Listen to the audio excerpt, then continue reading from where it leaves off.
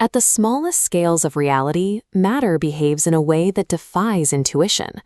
Before a particle is observed, it doesn't sit in one spot. Instead, it exists in a state of superposition, a hazy cloud of multiple overlapping possibilities. But the moment you actually measure it, that strange cloud vanishes. The particle instantly snaps into a single concrete location. This is the measurement problem.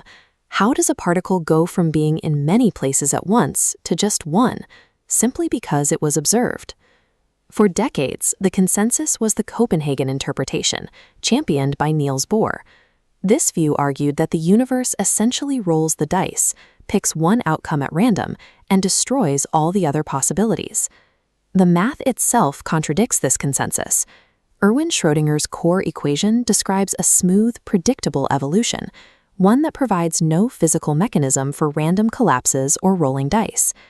The wave function collapse was never a proven mathematical reality.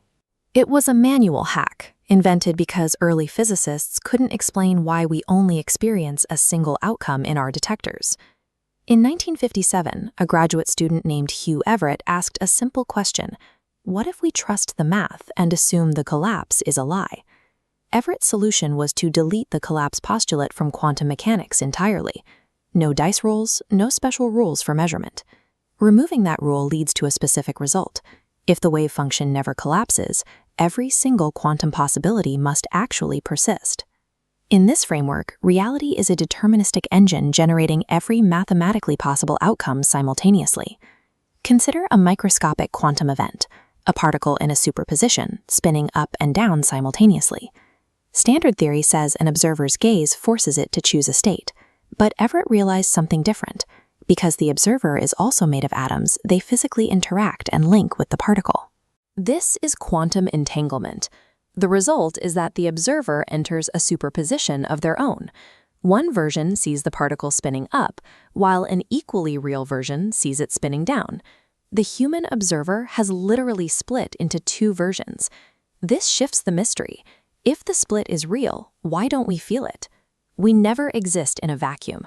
We are constantly bombarded by trillions of photons and molecules ricocheting off our bodies and instruments. This bombardment causes the quantum superposition to leak outward into the environment. This is the process called decoherence. Decoherence acts like a wedge, instantly destroying the ability of the two superimposed states to interact with one another. The states become mathematically orthogonal, making communication physically impossible.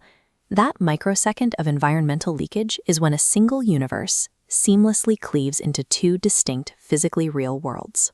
Decoherence creates the illusion of a collapse by permanently sealing us off from the other branches. It is the exact physical mechanism separating parallel worlds. If we pull back to the macro level, to the human scale, everyday events like a coin flip feel completely random, but the universe is actually deterministic. It never played dice to decide that flip's outcome. This is what physicists call post-measurement uncertainty. You only perceive randomness because your consciousness is trapped in a single branch of the split. An equally real version of you, created just a microsecond ago, is currently looking at the opposite outcome in a parallel world you can never reach. In the many worlds interpretation, quantum choices do not destroy possibilities.